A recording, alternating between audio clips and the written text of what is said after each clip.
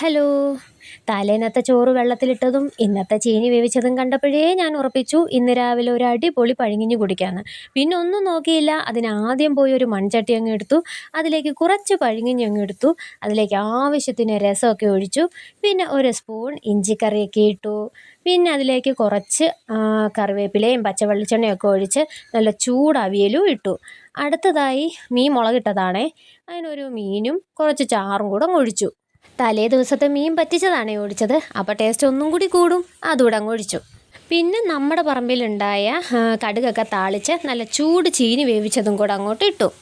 പിന്നെ മെയിൻ ഐറ്റംസായ ഒരു പച്ചമുളകും കൊച്ചുള്ളിയും കൂടെ അങ്ങ് ഇട്ട് കൊടുത്തു.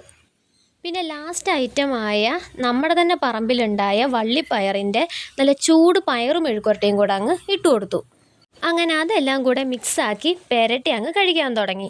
വീഡിയോ ഇഷ്ടമായാൽ ലൈക്ക് ചെയ്യാനും കമൻറ്റ് ചെയ്യാനും സബ്സ്ക്രൈബ് ചെയ്ത് കൂടെ കൂട്ടാനും മറക്കല്ലേ കേട്ടോ. പഴങ്കഞ്ഞിയിൽ കൊച്ചുള്ളിയും പച്ചമുളകും ഒക്കെ ഉടച്ച് ഞെരടി കഴിക്കണം, അതാണല്ലോ പഴങ്കഞ്ഞിയുടെ ഹൈലൈറ്റ്. പച്ചമുളകില്ലെങ്കിൽ കാന്താരി ആയാലും മതി കേട്ടോ, രണ്ടും അടിപൊളിയാണ്. അങ്ങനെ ഞാൻ ആ പഴങ്കഞ്ഞി മൊത്തവും അവിടെ ഇരുന്ന് ആസ്വദിച്ച് കഴിച്ചും കുടിച്ചും അങ്ങ് തീർത്തു. കുറച്ച് തൈരൂടെ ഉണ്ടായിരുന്നെങ്കിൽ നല്ലതായേനെ, ഇല്ലായിരുന്നു, സാരമില്ല. ഉള്ളതുകൊണ്ട് ഞാൻ ഓണം പോലെ കഴിച്ചു. മനസ്സും വയറും നിറഞ്ഞു കേട്ടോ.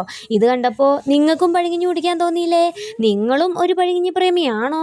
കമൻറ്റ് ചെയ്യാൻ മറക്കല്ലേ കേട്ടോ. അപ്പോൾ അത്രയേ ഉള്ളൂ, ബൈ.